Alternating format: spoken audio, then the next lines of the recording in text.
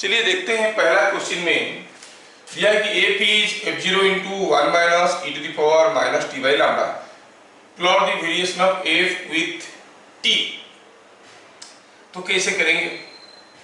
ये एक exponential function है। आप देखो कि f t is equal to 0, तो value of f t is equal to 0 में e to the power 0 हो गया 1, e to the power 0 हो गया 1, तो f का वैल्यू हो गया 1 minus 1, that is f0 into 1 minus 1 is equal to 0.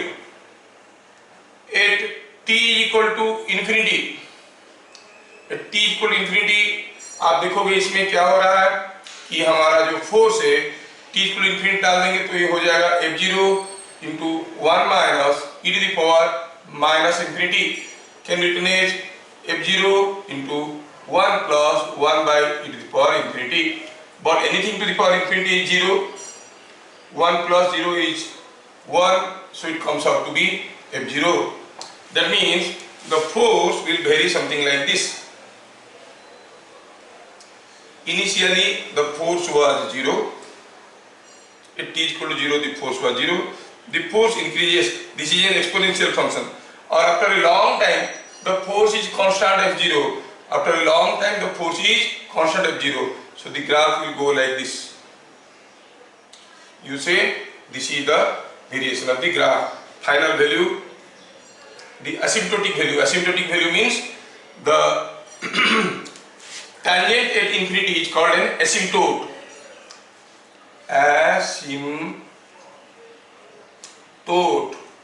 ठीक है, टर्म है।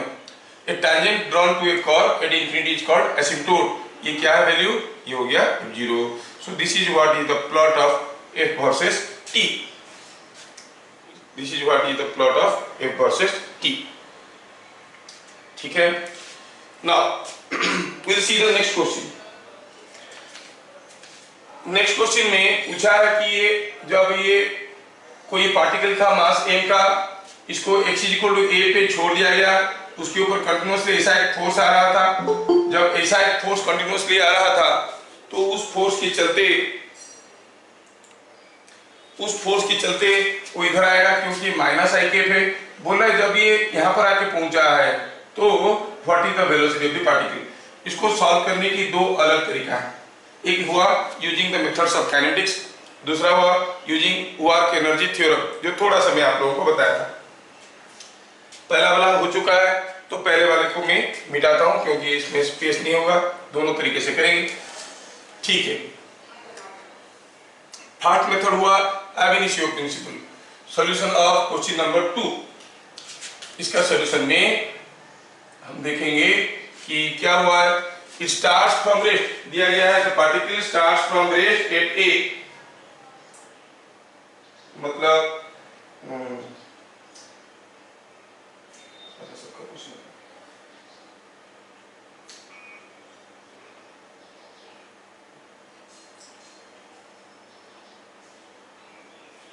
starts from rest particle,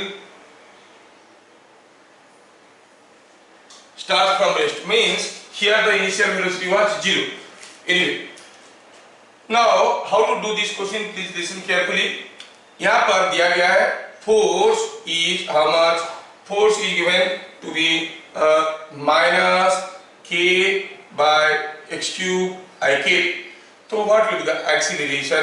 Force by mass, so it is minus k by m x cube I cap, ये हो गया acceleration. अब देखो इतना डिस्टेंस जाने के बाद एक्सीलरेशन दिया है as a function of displacement. इतना डिस्टेंस जाने के बाद उसका वेलोसिटी क्या होगा हम जानना चाहते हैं, ठीक है। तो एक्सीलरेशन, डिस्टेंस और वेलोसिटी में क्या रिलेशन है? तुरंत हमारे दिमाग में आया कि जो एक्सीलरेशन है it is related to the velocity and displacement by the relation a is equal to v dv by dx। ये फॉर्मूला तो सबको मालूम होगा, ये फॉर्मूला सबको मालूम होगा। अगर नहीं है तो थोड़ा सा यहाँ पर रफ वर्क बता देता हूँ। Acceleration is dv by dt, can be written as dv by dx into dx by dt। dx by dt gives you v, so it is coming out to be v dv by dx, ठीक है। तो यहाँ पर हो गया ये v d v by d x. तो इसका वैल्यू कितना दिया गया है, minus k by m x cube, ऐसा दिया गया है। ठीक है, तो वी डी वी कितना हो गया, it is minus k by m x cube d x. Now if I integrate both the sides, if I integrate both the sides, integrating both the sides,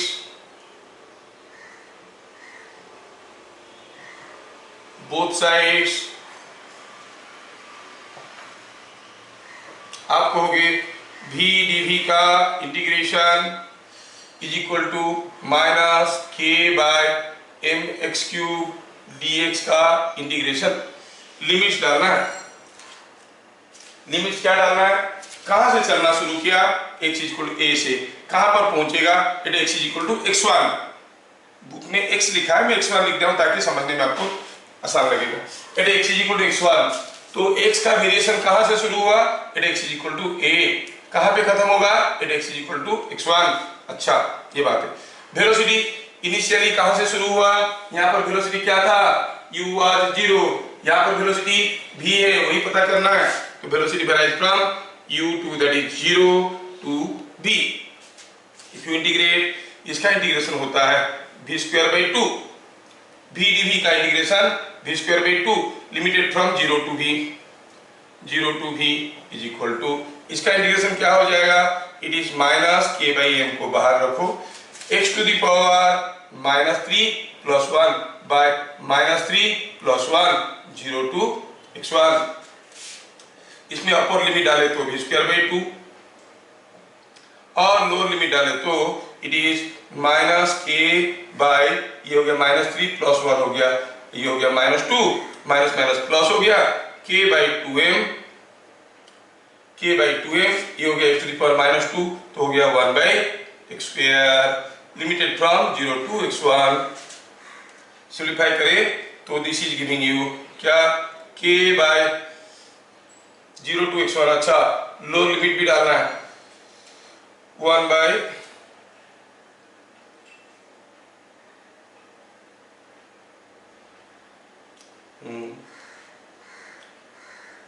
x is equal to 0 to x1 के लिए, sorry ये a था, sorry ये 0 नहीं था, a था, मैं लिखने में गड़बड़ कर दिया हूं, x is equal to a से। हाँ, तो ये वैल्यू कितना हो गया, k बाय 2m, और ये हो गया 1 bye x1 square minus 1 by a square, that is v square by 2, and v can be found out of it. What is v can be found, correct all terms one side, simplify, get the value of v।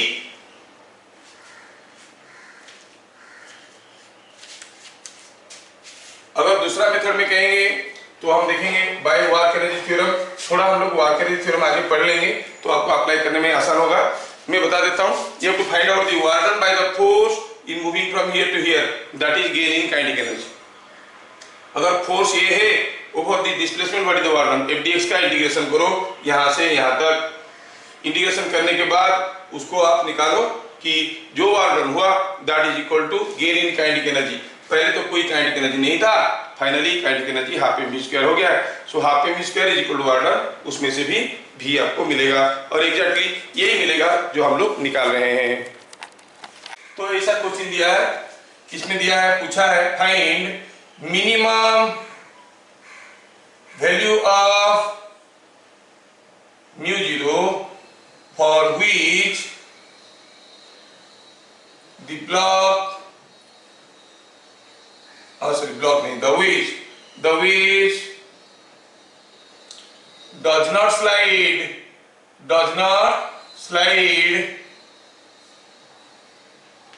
on floor के ऊपर slide नहीं करेगा। अक्सर होगा क्या, सोच लो, you must be able to realise कि अगर मान लो कि यहाँ पर एक बहुत ही हेवी ब्लॉक रख देंगे, वो फिसल के नीचे आएगा तो इसको ढकेल देगा। और वैसे भी अगर आप न्यूटन्स फर्स्ट लॉ लगाओगे तो अगर ये सिस्टम को कंसीडर करेंगे, इनके ऊपर जो भी फोर्स आ रहा है ये पूरे को एक सिस्टम मान लेंगे, वेट नॉर्मल रिएक्शन वगैरह आ रहा है, इनके बीच में जो फोर्स है तो इंटरनल फोर्स हो गया, कोई हॉरिजॉन्टल फोर्स नहीं है, so centre of mass is not going to displace horizontally. इसका मतलब ये अगर इधर को आएगा, ये थोड़ा इधर पे जाएगा ताकि सेंटर ऑफ मास जहां था वही रहेगा। ये दोनों चीज कहने के पीछे मेरा मकसद ये था कि जब ये ब्लॉक फिसलने की शुरू करेगा, ये इधर जाने की कोशिश करेगा। अब जा पाएगा नहीं जा पाएगा, डिपेंड्स अपॉन द फ्रिक्शन। ही है, बहुत ज्यादा फ्रिक्शन होगा तो एक्सटर्नल फोर्स हो गया। अभी ये ब्लॉक स्लाइड कर रहा है, तो सॉल्यूशन कैसे करेंगे? ये जो ब्लॉक है ये स्लाइड करके नीचे आ रहा है, इसके ऊपर जो फोर्सेस है वो ऐसा है, ऐसा है, ऐसा है, फ्रिक्शन तो है नहीं, and it is sliding down. If at all you pseudo force ऐसा होगा। तो सीधे सीधे हमें समझ में आ गया कि this is mg cos theta, this is mg sin theta. Here what is r is mg cos theta. ठीक है, ठीक है, r is mg cos theta. Now see free body diagram of 2m हो गया ये वाला मास, है ना। इसके ऊपर ये r आ रहा है, क्योंकि r ये इसके ऊपर दिया है तो ये भी इसके ऊपर देगा r। अच्छा, और इसका अपना वेट है 2mg, उसके ऊपर अपना नॉर्मल रिएक्शन है, कॉल इट r।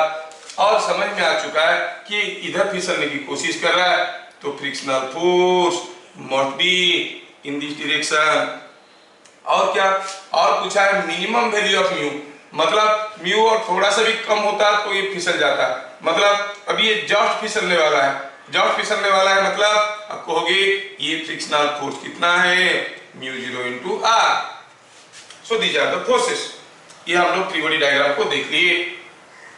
चलिए देखते हैं, अगर ये एंगल थीटा है जिसको 45 दिया गया है, ये एंगल अगर थीटा है जो 45 है, तो ये एंगल भी तो थीटा है और ये एंगल भी तो 45 है, क्योंकि ये सारा एंगल 45 है, ये 45 तो ये 45, और ये तो नॉर्मल रिएक्शन है तो ये भी 45 है। तो हमारा जो r है उसको हम r को दो डायरेक्शन में रिजॉल्व कर लेते हैं। ये हो गया r कितना, ये कितना हो गया r cos 45, और एक कंपोनेंट रहेगा हॉरिजॉन्टल और एक कंपोनेंट रहेगा वर्टिकल।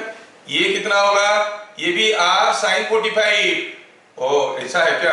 अच्छा, इधर भी r इधर भी r, there may be confusion. Let us call it r1 इधर को कहते हैं r2, ठीक है, नीचे वाले को कहते हैं r2। हाँ, अगर ये बात है, चलिए ब्लॉक तो ये जो वेज है ऊपर नीचे तो हो नहीं सकता, जाएगा तो इधर जाएगा। अभी तो फिलहाल लिमिटिंग इक्विलिब्रियम में है, तो हम कहेंगे sigma fy is equal to 0 gives you r2 is equal to 2mg plus r by root 2। It is 2mg plus r by root 2। ये हो गया r2 का वैल्यू, और r मतलब ये r1 था ना, ये r1 था। r1 का वैल्यू क्या था, mg cos थीटा, मतलब mg by root 2। mg cos theta का मतलब था mg by root 2, है ना।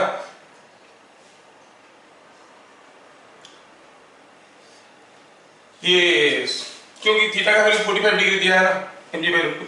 तो r1 का वैल्यू हो गया, ये हो गया r1 by root 2, ये r1 into root 2, r1 by root 2 इधर को, ये इधर को, तो r2 is equal to 2mg plus r1 by root 2, r1 by root 2।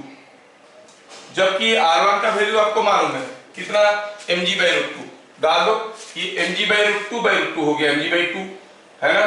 So is equal to 2mg plus mg by 2, that is 2.5 mg, और r2 इतना है, ठीक है। अब ये नहीं फिसलना चाहिए। लिमिटिंग इक्विलिब्रियम में फ्रिक्शनल फोर्स क्या होता है FL, यह हमें मालूम है। Sigma Fx is equal to 0, तो इधर का force must be equal to इधर का फोर्स, तो हम कहेंगे r1 by root 2 must be equal to mu naught into, ये लिखे थे r2, तो यहाँ पर क्या लिखेंगे, mu 0 r2 is equal to mu 0 r2। r1 था mg by root 2, r1 था mg by root 2, mg by root 2 का वैल्यू डाल दिए तो इट इज mg by 2 ठीक है ना, that is equal to mu zero R2 क्या हो गया, R2 तो निकला 2.5 mg, so it is 5 mg by 2, 2.5 mg can be written as 5 mg by 2, ये गए दोनों तरफ से, तो म्यू जीरो का वैल्यू आ गया 1/5 और 0.2, समझ में आना चाहिए, देख लो। Yes sir. सपोज मैं आपको एक क्वेश्चन देता हूं, इसमें इसका डाउट भी क्लियर हो जाएगा। सपोज यहाँ पर कोई एक लेडर है, ध्यान से देख लेना हर कोई। अब ये लेडर जो है वो ऐसे रखा है और ये लेडर ऐसे रखा है, तो मान लो यहाँ पर कोएफिशिएंट ऑफ फ्रिक्शन μ1 है, यहाँ पर कोएफिशिएंट ऑफ फ्रिक्शन μ2 है, ये लेडर ऐसे रखा है। In which of following cases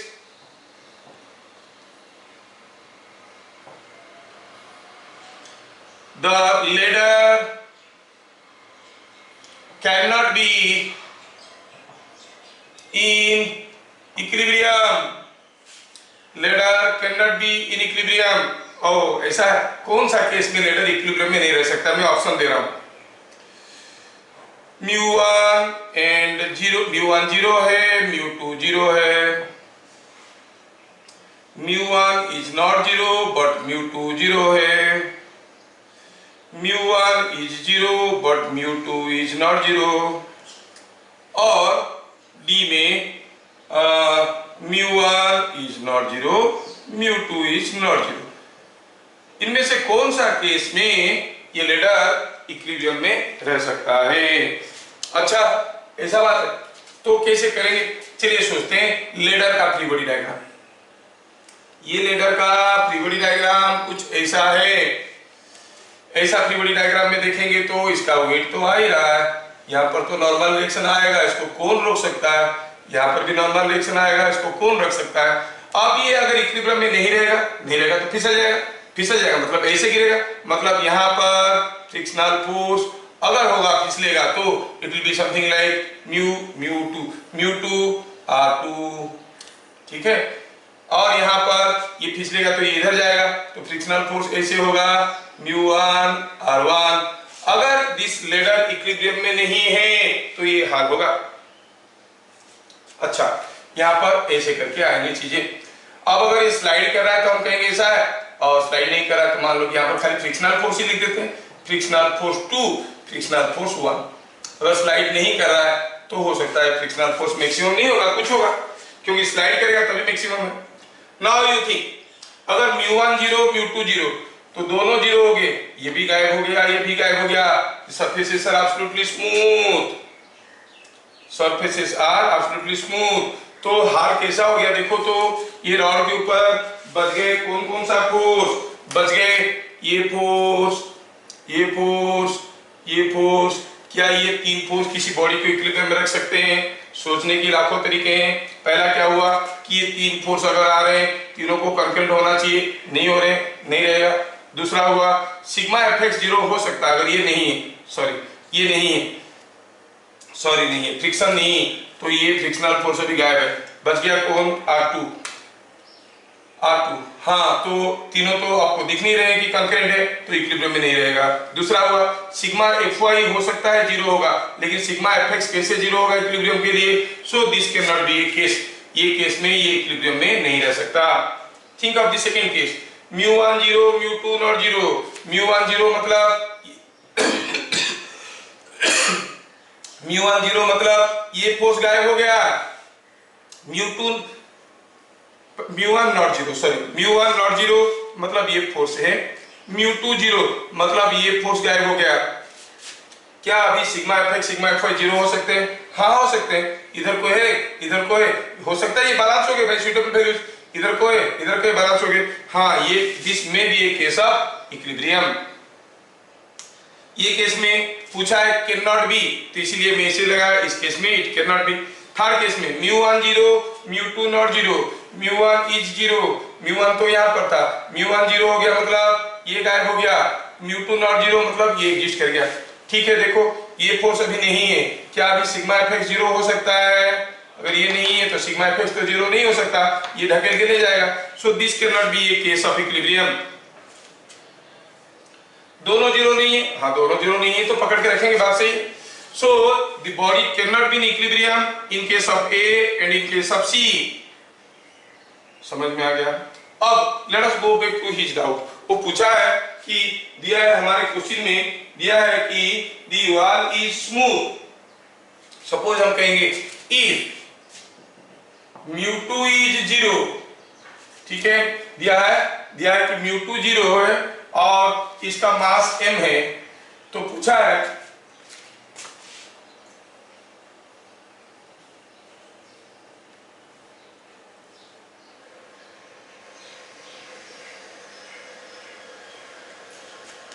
कि अभी आपके डाउट में जाते हैं। आपके डाउट में दिया है कि एक लेडर है, आपका doubt must be now clarified through this example. एक लेडर है, दिया है कि वॉल इज स्मूथ, वॉल पे कोई फ्रिक्शनल फोर्स नहीं है, इसका मास 10 kg है, और क्या दिया है, ये क्वेश्चन में दिया है कि अभी ये हाल में है और नीचे का जो है 60 डिग्री एंगल दिया है, थोड़ा देख लेता हूं, दिया है कि एंगल है 60 डिग्री, और क्या दिया है, ladder of mass 10 kg held rest मतलब ऑलरेडी इक्विलिब्रियम में अगेंस्ट ए स्मूथ वॉल, मतलब यहाँ पर म्यू जीरो है, और क्या दिया है, on a rough ground as shown in figure the normal reaction force between the wall and the ladder. मतलब अगर ये यहाँ पे म्यू जीरो है तो यहाँ पर नॉर्मल रिएक्शन फोर्स क्या है, ऐसे करके पूछा है। ठीक है, अब ये इक्विलिब्रियम में नॉर्मल रिएक्शन फोर्स यहाँ पर क्या होगा जानने के लिए मैं तो सॉल्व कर दूंगा। यहाँ पर कुछ नॉर्मल रिएक्शन होगा, कॉल इट, ये है R2 और ये है R1। अब ये फिसलने वाला है, ये नहीं कहा कि जस्ट फिसलने वाला है, हो सकता है कुछ फ्रिक्शनल फोर्स होगा, हो सकता है कि कुछ फ्रिक्शनल फोर्स होगा।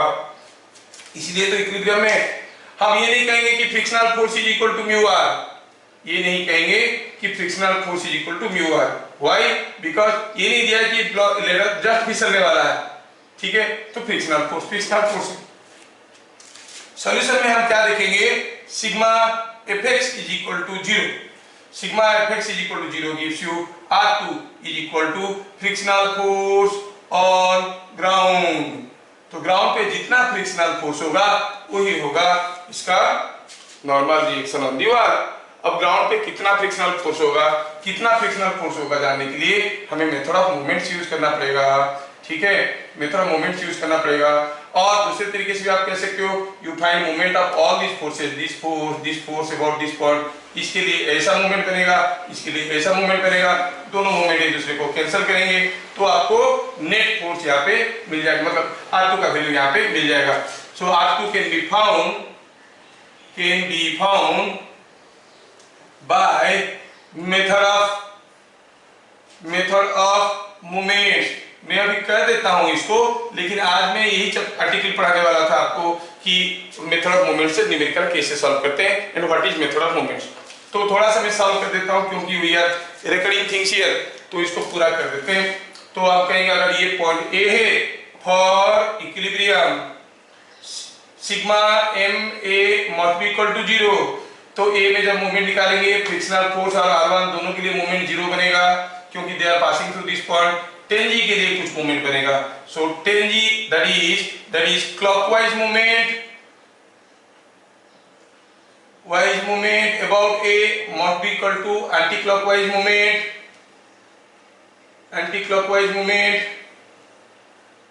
ठीक है, anticlockwise movement about A। Clockwise movement कौन बना रहा है, ये R2 इसको इस पॉइंट में ऐसे घुमाने की कोशिश कर रहा है क्लॉकवाइज, कितना जोर से, it is R2 into this distance, मालूम नहीं इसका लेंथ क्या है, assume the length to be L, तो ये लेंथ हो गया L sin 60, that is equal to anti-clockwise movement कौन बना रहा है, mg बना रहा है, 10G into this particular distance, ये पर्टिकुलर डिस्टेंस कितना है, पर्टिकुलर डिस्टेंस ये L/2 है, ये पूरा चीज L/2 है क्योंकि मिड पॉइंट मेट कर रहा है, ये 60 डिग्री है तो L/2 cos 60, so it is L/2 cos 60 फिर हम अश्यूम किए थे हो गया, इसमें से R2 निकल जाएगा।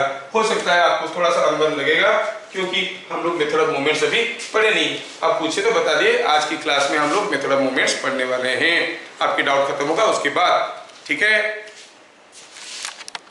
क्या दिया है यहाँ पर? कोई एक पुली अरेंजमेंट है, यहाँ पर एक ब्लॉक झूल रहा है, लिखा है the thread can withstand, tolerate, endure, it can bear a maximum tension NMG। अच्छा,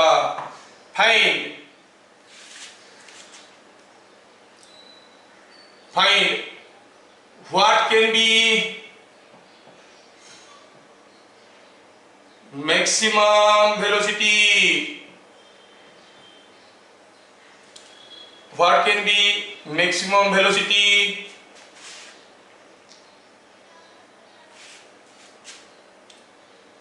what is the maximum velocity with which the block can reach the pulley।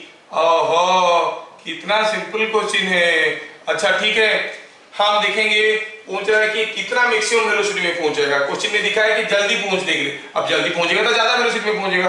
कितना मैक्सिमम वेलोसिटी में पहुंचेगा? मैक्सिमम वेलोसिटी में तब पहुंचेगा जब मैक्सिमम एक्सीलरेशन में जाएगा। तो हम क्या कहेंगे सॉल्यूशन में? मैक्सिमम एक्सीलरेशन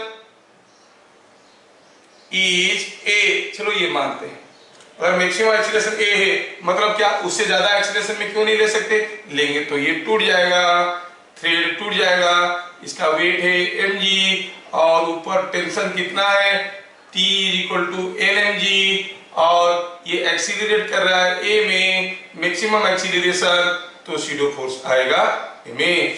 तो आप कहोगे nmg और T = mg + ma। कैसे हुआ? ऐसा होता है, भगवान की माया है, हमें मालूम है। तो फिर T का वैल्यू हो गया nmg = mg + ma। इससे पता चला कि maximum acceleration with which you can lift this is a = n-1 ×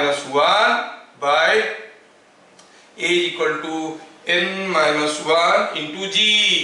और ये मैक्सिमम एक्सीलरेशन हुआ। अच्छा, ये अगर एक्सीलरेशन है, इनिशियल वेलोसिटी 0 है, डिस्प्लेसमेंट क्या होगा? h डिस्टेंस जाएगा ना। जब ये पहुंचेगा h हाइट में तो डिस्प्लेसमेंट हो गया h। पूछा है भी, ये तो कोई भी टेढ़ा मेढ़ा निकाल सकता है ना। v² = u² + 2s आप निकाल सकते हो। a मालूम है, u मालूम है, s मालूम है, तो भी तो निकल जाएगा। हम क्यों करें? आप करिए, है कि नहीं? छोटे मोटे चीज आपको करना चाहिए। क्या दिया है? कोई एक स्प्रिंग है जिसका लेंथ जब L1 था तो टेंशन था 4 न्यूटन, फिर लेंथ इज L2 तो tension is 5 Newton, find length when tension is 9 Newton. मालूम नहीं उसका नेचुरल लेंथ क्या है। Natural length is d। ये मैं सॉल्यूशन बनाने की कोशिश कर रहा हूं। Let natural length is d। अच्छा, तो और स्प्रिंग कांस्टेंट इज k, ठीक है। तो आप क्या कहोगे? जब लेंथ L1 है उसमें एलोंगेशन क्या हुआ? When length is L1। हम स्प्रिंग के लिए F = kx वाला फॉर्मूला लगाना चाहते हैं, तो आप कहोगे F = kx। दिया है F इज 4 न्यूटन और k कितना है? k तो हम मन से लिए हैं। x कितना है? कितना एलोंगेशन हुआ है? नेचुरल लेंथ d है, अब है L1 तो इट इज L1 - d। ओहो, ऐसा है। व्हेन लेंथ इज L2 तो अगेन फोर्स कितना है 5 न्यूटन का, K into L2 minus D, ऐसे करके दिया है, ठीक है ना। हमें क्या चाहिए, हमें चाहिए था what is the force when it is 9 Newton, what is L3, हमें L3 चाहिए व्हेन फोर्स इज 9 न्यूटन। और ठीक है, ठीक है, आप चाहो तो ये दोनों इक्वेशन को सॉल्व करके L1 L2 के वैल्यू निकाल सकते हो, या फिर थोड़ा ऐसे सोच सकते हो, हमें चाहिए L2 माइनस डी, तो ठीक है, जब वो 5 न्यूटन हुआ, अच्छा, और ये बढ़ गया कितना, ये बढ़ गया 9 न्यूटन हो गया, मतलब 4 न्यूटन और बढ़ गया, मतलब इस समय का एलोंगेशन प्लस इस समय का एलोंगेशन, दोनों समय का एलोंगेशन हमें जोड़ देंगे तो मिल जाएगा, क्योंकि इस केस में कुछ एलोंगेशन है 4 से 4 न्यूटन, इस समय में भी कुछ एलोंगेशन है 4 से 5 न्यूटन, मान लो इस समय में 2 सेंटीमीटर एलोंगेटेड था और फोर्स था 4 न्यूटन, ये समय में मान लो कि 3 सेंटीमीटर था, फोर्स था 5 न्यूटन, अगर 2 centimetre plus 3 centimetre 5 centimetre elongation होता तो 4 न्यूटन प्लस 5 न्यूटन होता, मतलब the elongation in the third case must be equal to elongation in the first case plus elongation in the second case, है ना। तो हम कहेंगे elongation in the third case must be equal to this plus this, इस case में L1 minus D, ये L2 minus D, दोनों को जोड़ देंगे तो हो जाएगा ये 9 न्यूटन। हाँ, तो L1 प्लस L2 हो गया, D का वैल्यू निकल जाएगा तो हमारा काम बन जाएगा, D का वैल्यू डालेंगे इसमें, ठीक है, थोड़ा D का वैल्यू निकाल ही लेते हैं इसमें। D का वैल्यू क्या आएगा, देखो तो पहला केस में से निकाले तो दोनों को जोड़ देंगे, शॉर्टकट करने की कोशिश में देर हो रहा है, थोड़ा सोच लेते हैं इसको, लंबा तरीके से आप इसको सॉल्व करके D का वैल्यू, क्योंकि L1 L2 are known quantities, you have got 2 equations involving D and K, दो इक्वेशन है, सॉल्व करके D और K निकाल सकते हो, पहले डिवाइड कर दो, K कट जाएगा, D निकल जाएगा, फिर D का वैल्यू डाल दो, K निकल जाएगा, दोनों निकल जाएगा तो तीसरा वैल्यू निकालना है वो निकल जाएगा, लेकिन मैं सोच रहा हूं कि थोड़ा और कुछ दिमाग लगा कि जल्दी हो जाए। एनीवे यही करके देख लेते हैं, तो हम कहेंगे here 4/5 is equal to L1 minus D by L2 minus D implies 4L2 minus 4D is equal to 5L1 minus 5D, तो ये माइनस 5D को इधर ले आओ, L2 को इधर ले लो, तो D कितना आ गया, माइनस 5D हो गया plus 5D minus 4D is equal to D, ये हो गया 5L1 माइनस 4L2। अच्छा, D का वैल्यू ये क्या है, D is natural length, natural length हमें पता चल गया, नेचुरल लेंथ पता चल गया, ठीक है। अब अगर इक्वेशन 1 और 2 को जोड़ देंगे, 1 और 2 को जोड़ देंगे तो क्या कहेंगे, तो ये हो जाएगा 4 plus 5 9 is equal to this, तो इक्वेशन 1 और 2 को जोड़ देंगे तो मिलेगा 9 is equal to K L1 minus D plus K L2 minus D, हमें K निकालने की जरूरत नहीं है, बट जब 9 होगा तब उसके पास भी तो एलोंगेशन होंगे, पूछा है length, find the length when the tension of the spring is 9 Newton, ठीक है, ये पूछा, चलो मानते हैं कि फाइनल लेंथ L3 है जो हमें पूछा गया है, तो हम क्या कहेंगे, K L3 minus D is equal to 9 newton and that is equal to K L1 minus D plus K L2 minus D, और ऐसा है क्या, तो ये सारा K तो एक दूसरे को खा गए। Now you know the value of D, ठीक है, आप इसमें से L3 का वैल्यू निकाल सकते हो, you can find out the value of L3, D का वैल्यू हमें मालूम है और L1 L2 तो हमें दिया गया है, you can get the values of L3 in terms of L1 L2 and D का वैल्यू हमें ऑलरेडी मालूम है, D कहाँ निकला, D निकल गया यहाँ, यस, ठीक है, थोड़ा कोशिश करिए 1 मिनट,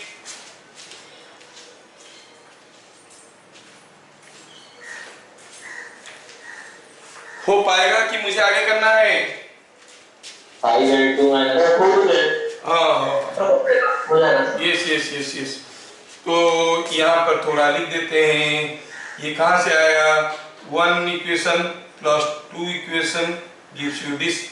तो ये करके हमारा L3 का वैल्यू निकल जाएगा। In figure shown, AB is a light bar of length 2 metre, ठीक है। A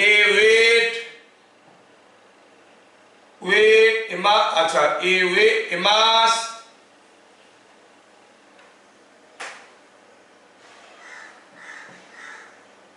M is suspended at P in equilibrium. Mass M is suspended at P in equilibrium, ठीक है। फाइंड AP, ऐसे पूछा है, ये लेंथ कितना होगा। ओहो, ऐसा बोल रहा है क्या। एक्चुअली क्वेश्चन में क्या दिया है कि नॉन यूनिफॉर्म बार है, उसका सेंटर ऑफ ग्रेविटी A से कितना दूर पे। मान लो P पे है सेंटर ऑफ ग्रेविटी, P पे सारा वेट आ रहा है, तो बताओ AP कितना है, ऐसा करके क्वेश्चन है। I don't think this question is different from your doubt. It is the same thing if you interpret properly. अब आप बार के बारे में सोचिए। बार के बारे में सोचना है। ये बार के ऊपर एक टेंशन इधर को है, एक टेंशन इधर को है, और एक वेट यहाँ पे है। तो 3 फोर्स आ रहे हैं। Here is a weight, here is a tension. ये टेंशन इसके साथ 37 डिग्री कर रहा है, ये 53 डिग्री कर रहा है, ये 53 डिग्री कर रहा है, ये 37 डिग्री कर रहा है। अब 3 फोर्स है किसी बार के ऊपर और वो इक्विलिब्रियम में है। अच्छा, तो तीनों फोर्स का लाइन ऑफ एक्शन या तो पैरेलल होना है या फिर कंकरेंट होना है। हम इक्विलिब्रियम एनालिसिस में पढ़ चुके हैं। If 3 forces acting on a body keep it in equilibrium, then their line of actions must be parallel or concurrent. तो मतलब हुआ ये, अगर हम इसको बढ़ाएंगे और इसको बढ़ाएंगे, they must meet somewhere here. They must meet somewhere here. एक ही जगह से पास करना जरूरी है।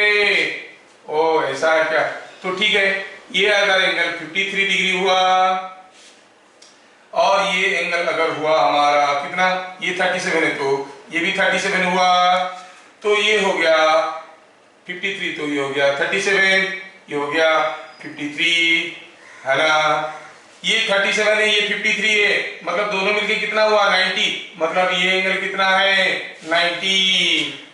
ओहो ऐसा है। Now look at this triangle APP। चलो इस पॉइंट ऑफ कॉन्करेंसी को C कहते हैं। ध्यान से देख लो, ये एंगल 90 डिग्री हुआ है, सो it is now A triangle like this ACBC, और ये लेंथ कितना है 2 मीटर। पता क्या करना है आपको, पता करना है AP, और एंगल वगैरह क्या दिया है, ये 53 है तो ये 37 है, और ये कितना है 53 है। हाँ ऐसा दे देता है क्वेश्चन। अच्छा ये कितना है 37 है, ये कितना है 53 है। तो आपको क्या पूछा था AP।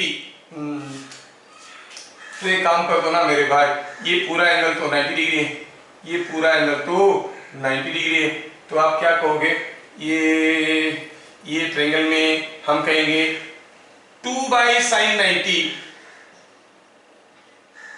है ना। 2/sin 90, साइन लॉ अप्लाई कर रहे हैं। 2/sin 90 इज इक्वल टू ये लेंथ कितना है, ये लेंथ AC/sin 37, AC मिल गया, AC/sin 37। हाँ तो sin 91 है, sin 37 is 3/5, sin 37 is 3/5। You know आपको 3, 4, 5 वाला एंगल को याद रखना पड़ेगा, ये 37 होता है।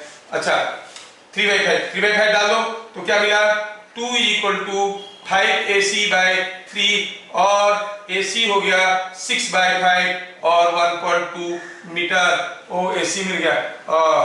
हमें तो एपी निकालना था, बट लेकिन बड़ी चीज क्या है, हम कहेंगे AP, if you look at in APC triangle, AP क्या हो जाएगा, एपी हो जाएगा कितना, एसी cos 53, देखो ये 37 है तो ये 53 है, cos 53 सेम है sin 37, again it is 3/5, so it is 1.2 into 3/5, so it is coming out to be 0.72 meter. AP is equal to 0.72 meter. Just calculation था, मेन कंसेप्ट क्या था कि तीनों pores they must be concurrent, फिर देखे कि angle ऐसे दिया है कि एंगल 90 डिग्री बनना है, जैसे पता चल गया 90 degree, we went for A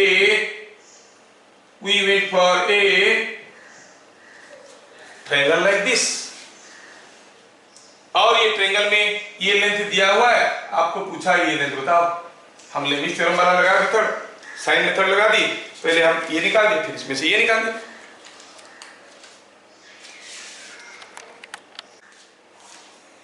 Find F to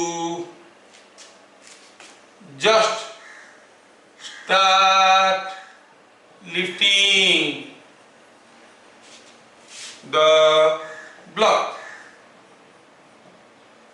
ओहो क्या बात है, ब्लॉक ऐसे रखा है, ब्लॉक के ऊपर आप दो फोर्स दे रहे हो और मान लो कि ये एंगल थीटा है, तो आप कहोगे इसको उठाने के लिए कौन, आप कहोगे for just lifting sigma F Y is equal to 0, F cos theta 2 F cos theta must be equal to M G, तो मिल गया F must be M G by 2 cos theta, है ना। अब सोचने वाली चीज है कि थीटा तो दिया नहीं, अब दिया नहीं है तो उसमें क्या बड़ी चीज है, दिया नहीं है हम लोग निकाल लेंगे, ये h है और ये d/2 है, तो ये हो गया h² d²/4 का रूट ओवर, ये आपको मालूम चल गया है ना। तो आप क्या कहोगे, cos थीटा, फिर cos theta is equal to h by this length, h by h² plus d²/4 whole root over, value डाल दीजिए, f का वैल्यू मिल गया, ठीक है। So what is f is mg into root over of h² plus d²/4 whole divided by 2h। समझ में आया क्या? अगर समझ में आ गया आपको लगता है कि आपको समझ में आ गया, तो अब इसके बाद का क्वेश्चन मैं पूछता हूं। जैसे ये दोनों लोग इस फोर्स में खींचेंगे, ये चलना शुरू करेगा, जैसे जैसे ये ऊपर चलना शुरू करेंगे, ये आदमियों को, ये लोगों को जो खींचने वाले हैं, उनको ज्यादा फोर्स लगाना पड़ेगा कि कम फोर्स लगाना पड़ेगा, कि वही फोर्स से ही काम निकल जाएगा, ज्यादा फोर्स लगाना पड़ेगा कि कम फोर्स लगाना पड़ेगा, कि वही फोर्स से काम निकल जाएगा ब्लॉक को उठाने के लिए।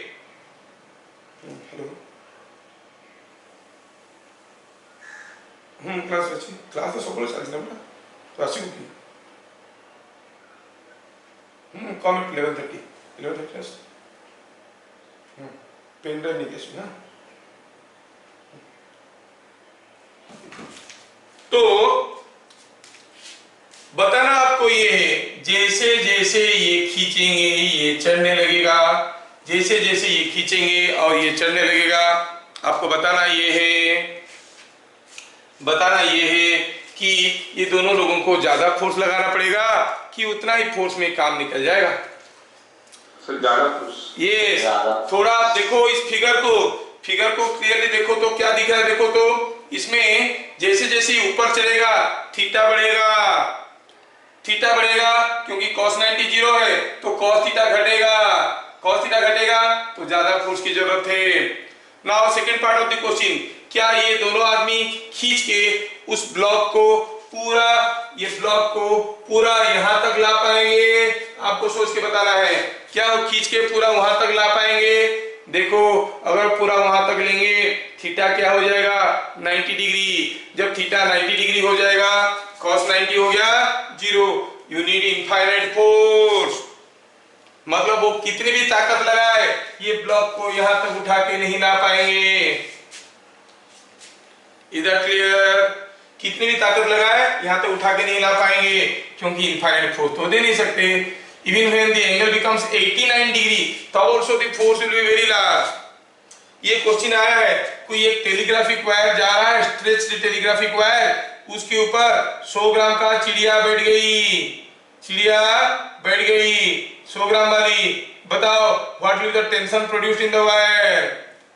अगर वायर स्ट्रेच्ड था, कोई वायर अगर कोई थ्रेड को कोई खींच के रखा है, दूसरा कोई थोड़ा सा भी दबा देगा पट करके टूट जाएगा, है ना। अब देखो यही थ्रेड जिस क्योंकि स्ट्रेच है थोड़ा सा भी बैठेगा तो सोचो फॉर इक्विलिब्रियम ये थोड़ा सा कुछ ऐसे हो जाएगा। This angle is close to 90 degree, tension क्या हो जाएगा infinite. So on a stretched wire, straight wire, stretched wire, अगर कोई 50 ग्राम का भी चीज रख दोगे उसमें इनफाइनाइट टेंशन प्रोड्यूस होगा, very large tension will be produced. समझ में आया? तो ये चीजों को इसके साथ साथ आपको ये चीज समझ में आना चाहिए, ठीक है ना। जैसे आप पूछे बहुत ही जेन्युइन क्वेश्चन पूछे तो सर प्रैक्टिकली हम किसी में अगर इनफाइनाइट फोर्स प्रोड्यूस करना है तो ऐसे कर सकते हैं, ठीक है आपका बात सही है, लेकिन infinite is a relative term, ध्यान रहे। कोई मिरर के लिए, कनकेव मिरर के लिए इंफिनिटी मतलब जो उसका फोकल लेंथ है, मान लो फोकल लेंथ है 10 सेंटीमीटर, आप अगर 1 मीटर दूरी पे रखोगे तो आप कहोगे इट इज इंफिनिटी, है ना। कोई इससे रिलेटिव टर्म जो ये मास है, जो इसका वेट है उससे थोड़ा ज्यादा हो गया, 100 टाइम्स हो गया, 200 टाइम्स हो गया, तो यू से इट इज इनफाइनाइट फोर्स। समझ में आ रहा है? इनफाइनाइट प्लस इनफाइनाइट क्या होता है, अगेन इनफाइनाइट होता है। यू डोंट से कि infinite is very large, no, it is larger than a parameter, एक पर्टिकुलर चीज से ज्यादा होने से हम इनफाइनाइट कहते हैं। 50 ग्राम का कोई चिड़िया अगर कोई टेलीग्राफिक वायर पे बैठेगा तो 50 ग्राम का जो फोर्स है, मान लो कि 1 न्यूटन वो उसका वेट है, तो टेलीग्राफिक वायर पे कितना टेंशन प्रोड्यूस हो जाएगा, हाँ हो कि 10 न्यूटन 20 न्यूटन हो जाएगा। प्रैक्टिकली 20 न्यूटन होगा, लेकिन हम कहेंगे is compare to 1 newton it is 20 times, so it is infinite force. समझ में आ रहा है? इसका मतलब नहीं कि इनफाइनाइट मतलब बहुत बड़ा है, हम तो धीरे से उंगली में लगाएंगे, कितने भी मोटा केबल हो उसको तोड़ देंगे, ऐसा नहीं है, इट इज रिलेटिव टर्म। समझ में आया? सो इनफाइनाइट को बहुत बड़ा समझना गलत है, बहुत बड़ा है एज कंपेयर टू 1, क्योंकि जो बिगर स्मॉलर ये सब वर्ड है ना, दे आर रिलेटिव टर्म्स। मैं आपको पूछूंगा ये लाइन बड़ा है कि छोटा है, अब लोग क्या बोलेंगे सर, अब पूछेंगे बताओ ये लाइन बड़ा है कि छोटा है, अब बोलोगे छोटा है, जबकि मैं इसके बारे में कुछ बोला ही नहीं। और मैं पूछूंगा ये लाइन बड़ा है कि छोटा है, बोलोगे बड़ा है, जबकि इसके बारे में कुछ बोला ही नहीं। सो ये जो बड़ा छोटा वाला जो चीज होता है ना, इट इज थ्रू कंपैरिजन, ठीक है। अब अच्छे स्टूडेंट हो या बुरे स्टूडेंट हो, इट ऑल डिपेंड्स कि तुम्हारे चारों तरफ कौन बैठे हैं। तुम अकेले हो, हम अकेले, तुम अच्छा नहीं हो, हम भी अच्छा नहीं है, तुम बुरे नहीं हो, हम भी बुरे नहीं है। समझ में आ रहा ना? सो ये कंपेयर, ये सब चीजें जो है कंपैरिजन के होते हैं, ठीक है। कोई ब्लॉक ए से स्लाइड करता है, नीचे आते आते छोटा हो जाता है, छोटा नहीं होता है, उतना ही बड़ा रहता है, फिगर छोटा हो गया, उतना ही बड़ा रहता है, और बोला कि ये ब्लॉक यहां से तो स्लाइड करके आया, यहां पर आके रुक गया, ठीक है। ये ए है, ये बी है, ये पॉइंट को सी कहते हैं। Let velocity at C is v0। Solution बनाने की कोशिश करें, ठीक है, ठीक है भाई। बोला कि दोनों part, smooth part rough part का रेशियो है m/n। आप इसको ml, इसको nl ले सकते हो, मैं mn ही ले रहा हूं, रेशियो हो गया mn। अच्छा ठीक है, तो पहले निकालते हैं velocity at C to find vc। कैसे करेंगे? Initial velocity 0, acceleration g sin alpha, सबको मालूम है जब ये फिसलते हुए नीचे आएगा, ये स्मूथ है तो एक्सीलरेशन होगा g sin अल्फा, डिस्प्लेसमेंट होगा m, तो vc square is equal to v square equal to u square plus 2s, u square तो गया 2g sin alpha into m। अच्छा ये तो VC क्या हो गया, VC स्क्वायर ही रहने दो, ठीक है। Now C2B motion, C2B motion, initial velocity VC यहाँ पर पहुंचा है, वेलोसिटी हो गया है VC, अच्छा, और यहाँ पर आके जीरो हो गया, final velocity zero, displacement n, और अभी रुक गया मतलब रिटर्डेशन हो रहा होगा, रिटर्डेशन हो रहा होगा, अच्छा रिटर्डेशन हो रहा होगा मतलब mg sin थीटा बड़ा होगा कि म्यू mg cos थीटा बड़ा होगा, म्यू mg cos थीटा बड़ा होगा, म्यू mg cos थीटा बड़ा होगा, तो ये स्लो होते हुए रुकेगा, तो हम कहेंगे acceleration is minus of mu mg cos theta minus mg sin theta whole divided by m। ये चीज सबको समझ में आना चाहिए। तो क्या हो गया ये, इट इज माइनस थीटा, कहाँ ये अल्फा था, ठीक है अल्फा, ये अल्फा, ये अल्फा, तो ये हो गया mu cos alpha plus minus sine alpha whole into g, ये हो गया retardation. Again v square is equal to u square plus 2s, now v square is equal to u square plus 2as का value डालेंगे, v square तो हो गया 0, u square हो गया vc का स्क्वायर जो है 2g sin alpha into m plus 2as 2 into a, तो ये हो गया माइनस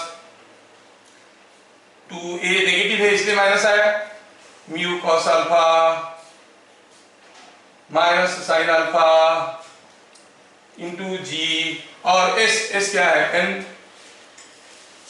समझ में आया, हमें म्यू पूछा गया था, ओ तो ठीक है, दोनों को इधर उधर कर लो, क्या मिलेगा 2 mu cos alpha minus sine alpha whole into ji into N is equal to 2g sign alpha into M, जी को खा गया, ठीक है। आपको म्यू निकालना है तो आप निकाल सकते हो, इसको इधर ले लो, जी को खा गया 2 sin अल्फा n, ये हो गया 2 sin अल्फा n, ये 2 sin अल्फा n, तो क्या हो जाएगा, मिलेगा 2 mu cos alpha is equal to 2 mu cos alpha into n, 2 mu n cos alpha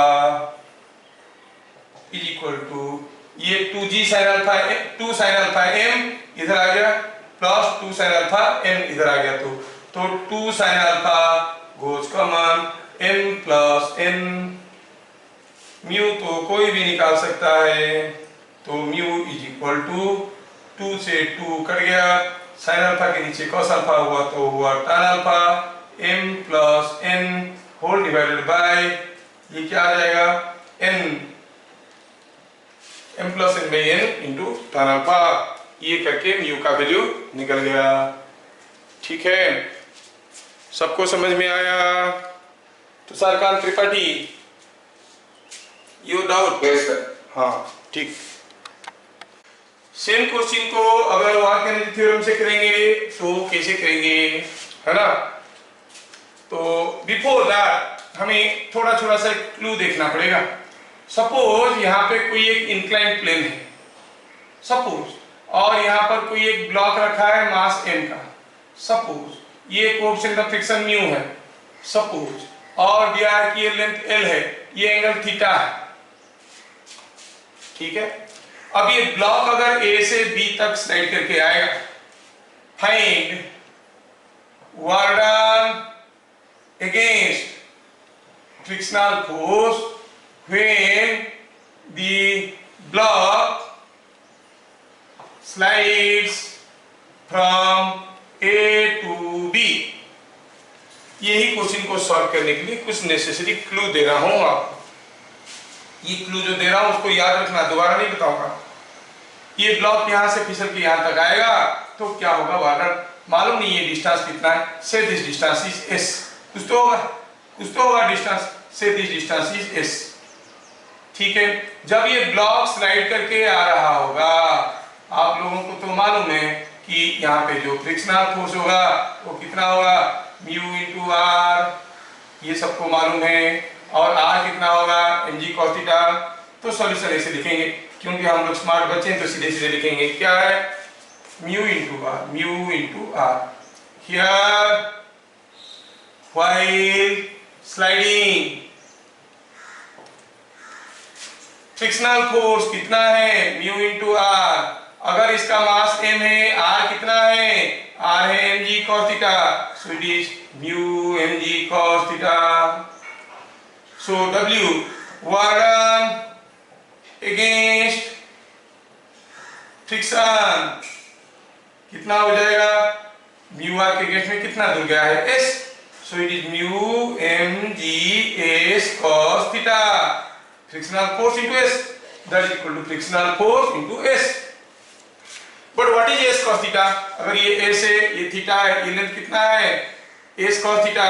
So it is mu mgl. देखो तो कितना इंटरेस्टिंग है. ये थीटा बीटा के ऊपर डिपेंड नहीं करता है, depends on the horizontal distance moved. कहने का मतलब है अगर ये कोई एक इंक्लाइंड प्लेन है, कोई चीज यहां से फिसल के यहां पर आया या फिर यहां से फिसल के यहां पर आया, कौन सा केस में ज्यादा वर्क होगा, ये फिसल के यहां पर आया और ये फिसल के यहां पर आया.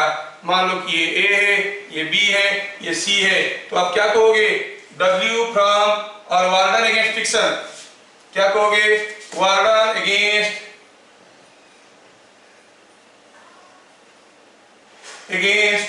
frictional force is equal to W A to C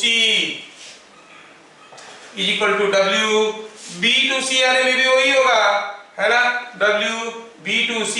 और कितना है, ये depends on the horizontal base length travelled. ये लेंथ अगर L है तो L के ऊपर डिपेंड करता है. क्या ये चीज सबको समझ में आया? ये हो गया हमारा क्लू. ये हो गया हमारा क्लू. तो जब कोई चीज फिसल के नीचे आता है तो क्या वर्क होता है, दैट डिपेंड्स अपॉन, क्या वर्क होता है against frictional force, that depends upon the value of L. ठीक है, it is WAC is equal to WBC is equal to mu mgl. ऐसा करके हो गया हमारा वर्णन. अच्छा, ये कंसेप्ट आपको समझ में आ गया. Now I want to use this concept here. अच्छा, ठीक है, इसको अभी मिटाता हूं. आप लोग देख चुके हो इसको. अब ये कंसेप्ट को यूज करेंगे हम लोग. कंसेप्ट को यूज करने वाले हैं. अब हम वर्क एनर्जी थ्योरम लगाना चाहेंगे. वर्क एनर्जी थ्योरम क्या कहता है, वर्क एनर्जी थ्योरम क्या कहता है, total work done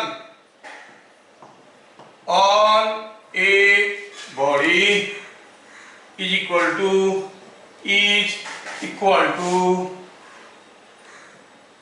gain in kinetic energy. Now A to B motion में ए से शुरू किया, बी पे आया. ए पे क्या था इनिशियल वेलोसिटी 0, बी पे क्या है 0, तो हम कहेंगे gain in kinetic energy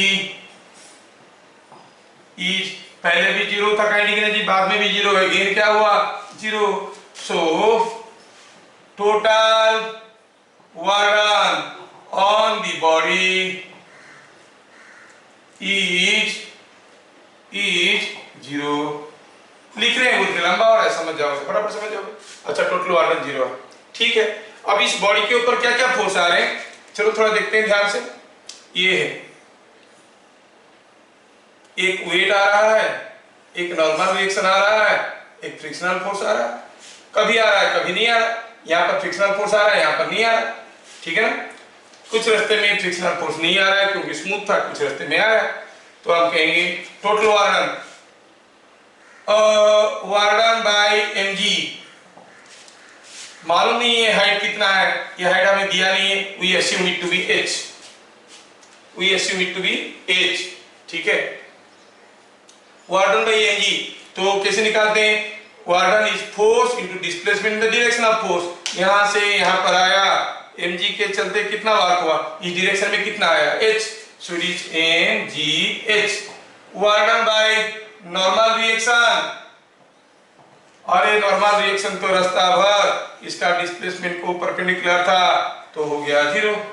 work done by frictional force, यहां से यहां तक तो कुछ नहीं था, यहां से यहां तक आया, यहां से यहां तक आया तो कितना होगा सोचो। तो अगर ये अल्फा है, सपोज हम कहेंगे ये पहला वाला H1 है, इसको कहेंगे H2, इसको MgH1 ले लेते हैं, आपको समझने के लिए आसान होगा।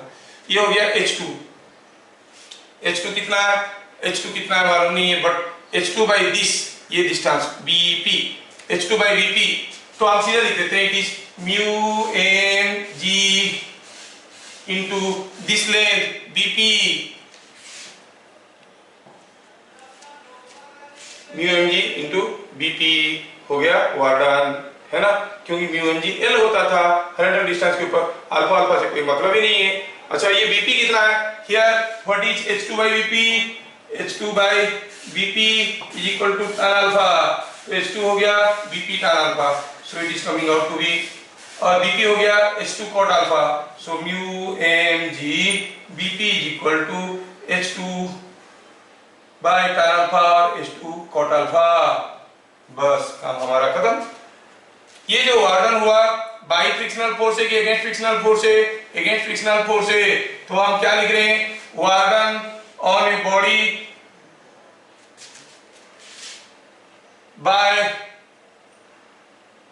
All forces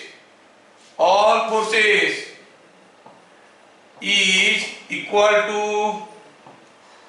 gain in kinetic energy, ये हमें मालूम है, बाय ऑल फोर्सेस, तो बाई फ्रिक्शन तो नहीं हुआ है, अगेंस्ट हुआ है, will write this, so this plus this must be equal to 0, सो मिला MgH1 इज इक्वल टू, और प्लस ये वाला warden mu MgH2 cot alpha is equal to 0, क्यों, क्योंकि टोटल काइनेटिक एनर्जी 0 है, total warden is equal to also 0। अच्छा ये MgH1 दिस, अब H1 H2 दोनों का वैल्यू डाल देते हैं, क्या निकालना है, H2 क्या है, it is H2 by N is sin alpha, H1 by M plus N is sin alpha, नहीं, हम देख रहे हैं यहाँ पर H1 कितना है, H1 is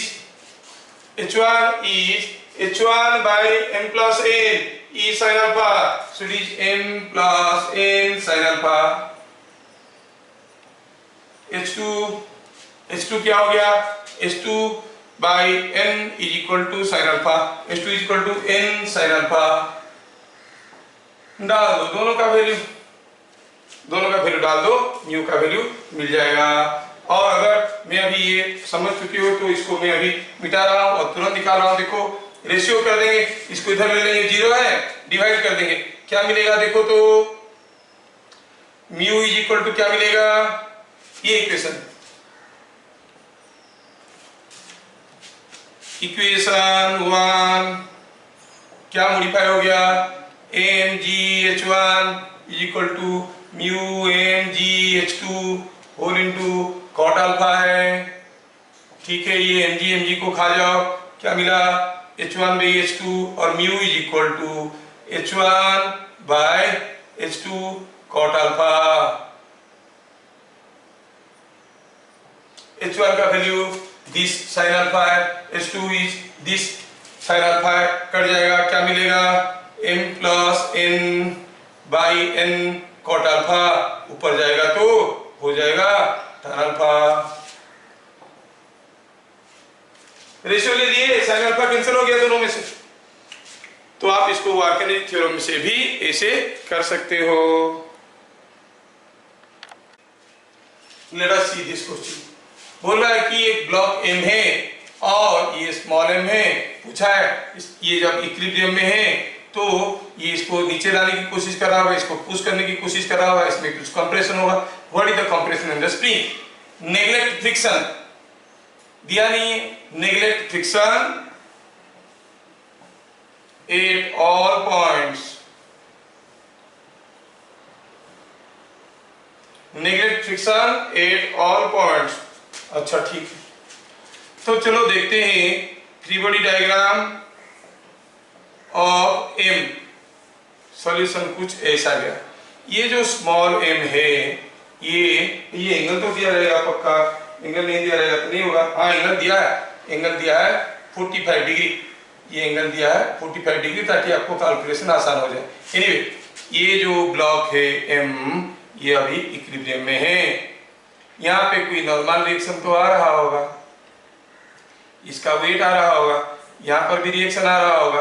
अब आप क्या कहोगे, ये एंगल 45 डिग्री है ना, ये एंगल 45 डिग्री है तो ये एंगल भी 45 डिग्री है। अच्छा ये बात है क्या, तो हम कहेंगे sigma Fy is equal to 0, क्या देगा, r का upward component that is r cos 45, क्योंकि ये एंगल भी 45 डिग्री है, क्योंकि ये 45 डिग्री है। अच्छा r cos 45 is equal to mg, हाँ तो r का वैल्यू हो गया √2 टाइम्स mg। ठीक है, free body diagram of capital M, ये है कैपिटल एम। अब r इसके ऊपर ऐसे आ रहा है और इसको r का एक कंपोनेंट है जो इसको इधर भगाने की कोशिश कर रहा है, लेकिन स्प्रिंग जाने नहीं दे रहा, स्प्रिंग इज पुशिंग इट, ठीक है ना। अगेन यही तो r है, ये 45 है, sigma fx is equal to 0 means r cos 45 is equal to fs। अरे r cos 45 तो थोड़ी देर पहले निकाले थे mg, r cos 45 is mg, तो क्या मिलेगा, mg is equal to spring force, है ना। तो फिर कंप्रेशन इन स्प्रिंग